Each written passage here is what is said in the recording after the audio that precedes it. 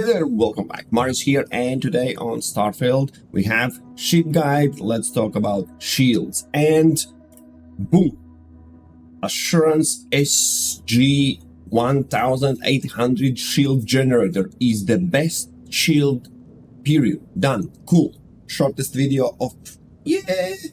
Okay, jokes aside, the question is always about what's better, to have more max shield or regen rate that you can find other ships has 7% or 6%, or even the first one's 10%. So it sounds on paper, in some world, super cool. But I tested out, and well, of course, there's a lot of discussions. I don't think I can close all of them, but let me show you what's going on and how I did my testing, so you can follow, and I'll give you all the results and you can be the judge of yourself. But I still stand by my result.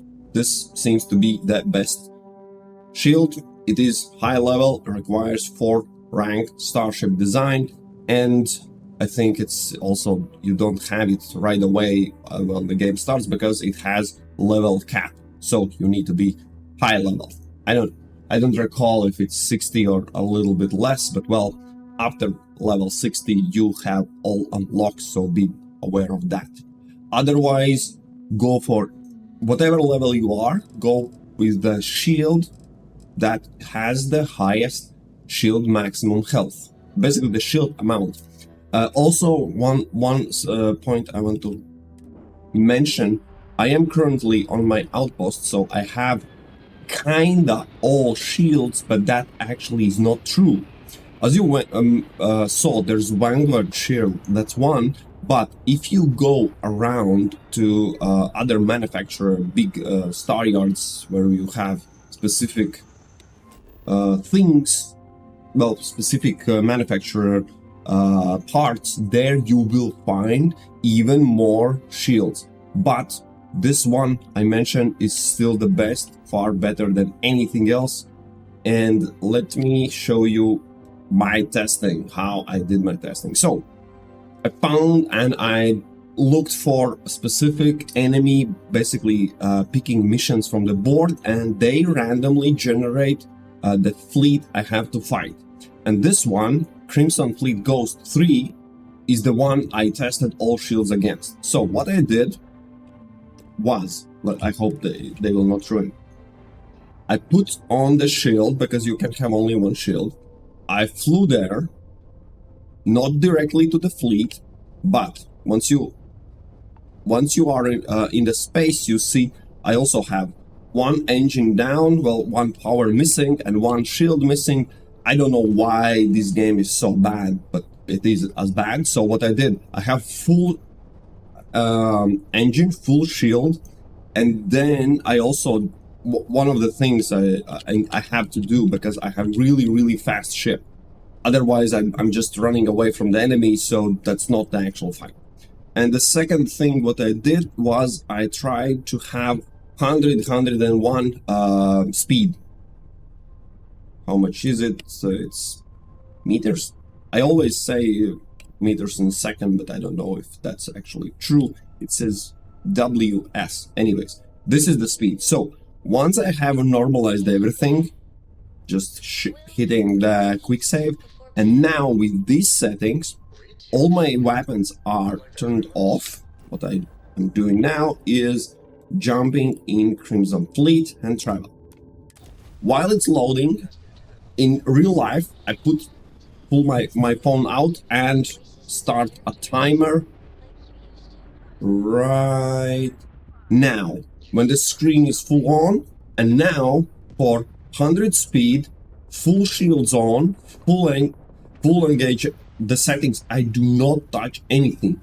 And now I'm waiting on my phone, and whenever I reach, not when the shield is off, that's also important, I also take in consideration all my hull damage. But honestly, the shield is way durable than my ship, because it takes about 20 seconds for these five ship fleet to take down my shield and about 10 seconds to destroy the rest of the hull. And the thing is, now when it's loaded, to just be fully transparent, when it loaded, it loads back exact same thing, but one thing to note, if you look at the side, for whatever reason, because it's Bethesda and Creation shitty engine, I always lose 2 power from engine and from shield.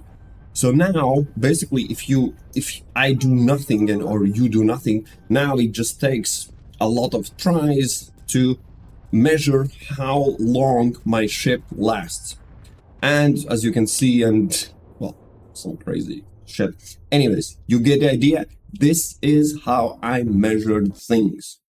And yes, this is also a funny thing because yeah, game crashed. I don't know why, but always after 2 loads, it's crashed. But while I'm turning it back on, these are the results. If you are wondering how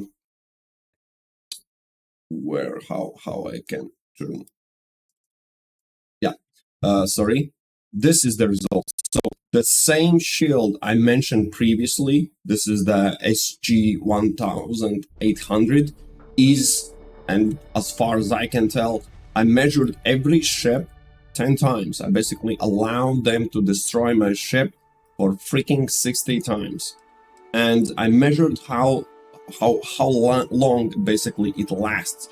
And these are the results. This is what you can see. There are, of course, and that's the funniest thing.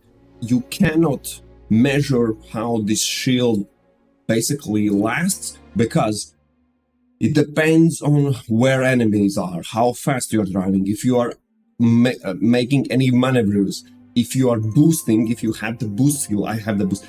Many things taken account, and if you know, when you fight one ship or you fight many ships, it all changes. And just to be crystal clear, okay, you can pause, and if you want, if you like those Excel sheets as much as I do, you can always switch it and see, but for the moment, let me take it back. What I did, the shields you saw was the shields you can find in your not specific manufacturer, but here. And I took not too many shields to test, but I took from all types of shield the best. For example, this requires for the Starship Design. Then the next one is 104D. This is again different type, but requires for rank 4 Starship Design. Then it is this one. Then it was Vanguard. Then it's 4040T. So basically from every type, you see there's always the pattern, the best version of them basically requires the rank 4. Now back to the good part, which of course is the Excel sheet. As you can see, there is a lot of things going on. First off, this black, what I have crossed out, it's not taken in calculation. In calculation, it's only those 10. Why? Because the first entry, this is when I have full shields and full engine. So the thing is, I could try every time reset or immediately at the start of the fight boost back those 2 missing pieces of power, but that's already inconsistency on the highest order. It's impossible to get them together. And the second thing, what I found, if I load back where my quick save was, remember I entered the planet and then entered the system where the fleet is. If I load back, those enemies are not there. They're basically every time they might be different positions. And exactly same is true when I test one shield against another shield. I just noticed that the highest level fleet, 58 level, the main leader of the fleet, was approximately 2,000 feet away. And they start shooting when they are 1,000, not feet. Probably it's, I don't know what's the length, 1,400. So there are about first 5 to 6 seconds when no one's shooting at me yet, some smaller ships. So there is so many variables that it's impossible to basically get a clean result. But as far as I can tell, for example, there was a case where 28 seconds was just taken when I was absolutely destroyed, and sometimes it's a bit higher, but it's constant. The lower maximum shield health I had, the faster I was destroyed. For example, here I have a case where, yeah, never ever SG60. This is this one, generator, A class, and it has 10% regen rate. Because funny as it gets, that regen rate plays role in only in one scenario, when you have one enemy ship where you can get further away or hide behind some huge asteroids or something like that, so you are not constantly being shot at. When you fight 5 or more, doesn't matter of the level of the enemies, if there is no cooldown time, so this shield can start regenerate, there is nothing. There's never ever those 10%, 7%, 6% or 5% play a role. Again, okay, I don't need, I'll okay, I need to explain what the numbers are. At the top there is code, so the class, what is required to get them, C, C, B, B, B, A, that's the further as I went. Then amount of the shield is the second number, 1600, 1350.